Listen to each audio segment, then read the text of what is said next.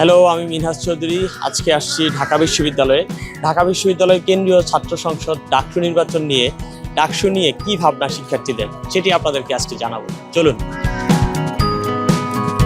ভাই আমি কিছু বলতে চাই না, মাত্র পরীক্ষা দিয়ে আসছি ভাই।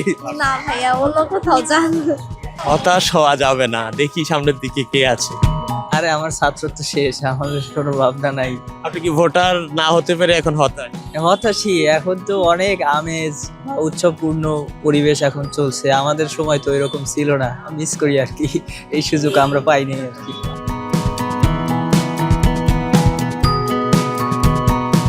ডাকসু যারা নির্বাচিত হয়ে আসবে তারা স্টুডেন্টের প্রতিনিধিত্ব করুক, তারা কোনো মাদার পার্টি কিংবা অন্য কোনো কারো প্রতিনিধিত্ব না করুক। সুষ্ঠু মতো নির্বাচন হোক, ছাত্রছাত্রীদের আশা আকাঙ্ক্ষা পূর্ণ হোক, এটাই আমাদের আশা।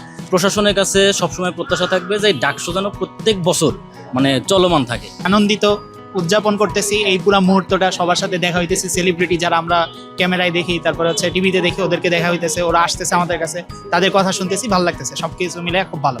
Thank you. আপনার কি ভাবনা ভাই, আপনি একটু বলেন। আচ্ছা, দেখি আমরা আরো কিছু পাই কিনা, আমরা যাই।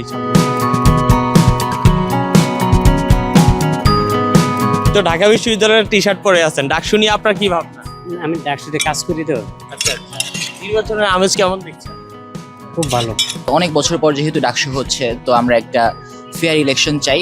ডাকসু আসলে আমাদের সব আশা আকাঙ্ক্ষার প্রতিফলন করবে বলে আমরা আশা করতেছি, এবং বর্তমান যে পরিস্থিতি, ডাকসু নির্বাচনে এখনো যে ফিল্ডটা আছে, এই ফিল্ড কিন্তু একটা সুন্দর নির্বাচন, সুষ্ঠু নির্বাচনের জন্য একটা চমৎকার ফিল্ড আছে।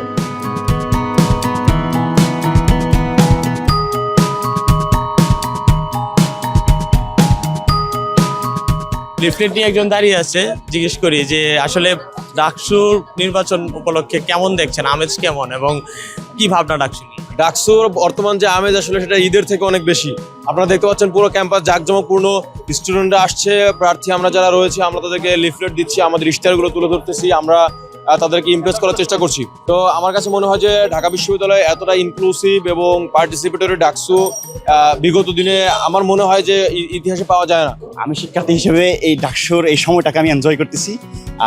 হচ্ছে ঢাকা বিশ্ববিদ্যালয়ে হচ্ছে ফ্যাসিস্ট মুক্ত একটা পরিবেশে নির্বাচনটা হচ্ছে, এখানে প্রত্যেকটা শিক্ষার্থী হচ্ছে কি করতেছে, একটা আনন্দ বিরাজমান। প্রার্থী হিসেবে যদি বলি, তাহলে আমার মনে হচ্ছে যে শিক্ষার্থীরা এখনো ডাকসু সম্পর্কে সচেতন নয়। আমি এখানে আসলে বলতে চাচ্ছি যে এই ডাকসু আসন্ন যে 25 সালে যে ডাকসুটা হবে, শিক্ষার্থীদের এখানে হচ্ছে একটা শিক্ষা জীবনের একটা মোড় নিয়ে আসবে, একটা টার্নিং পয়েন্ট যাকে বলা হয়।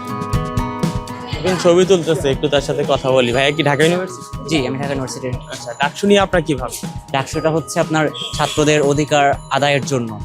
তো এখন আমাদের অধিকারগুলো নিয়ে খুব বেশি কথা বলার দরকার হতো না যদি না হচ্ছে প্রশাসন হচ্ছে আমাদের অধিকারগুলো ঠিকভাবে দেখতো। প্রাপ্য অধিকার নিয়ে কেন আমাদের হচ্ছে দাবি জানাতে হবে, এটা তো তাদের দায়িত্ব। নীতিমালায় তো আছে যে ডাকসু হবে, তো তারা কেন নীতিমালাগুলো মেনে চলতেছে না, এই ব্যর্থতা কেন তারা স্বীকার করতেছে না? দর্শক, এই ছিল আজকের মতো আয়োজন। আমরা জানতে চেষ্টা করেছি শিক্ষার্থীদের কাছ থেকে ডাকসু নিয়ে তাদের কি ভাবনা। পরবর্তীতে আমরা আবারও হাজির হব অন্য কোনো এপিসোড নিয়ে, অন্য কোনো তথ্য নিয়ে। সেই পর্যন্ত আমাদের সাথেই থাকুন।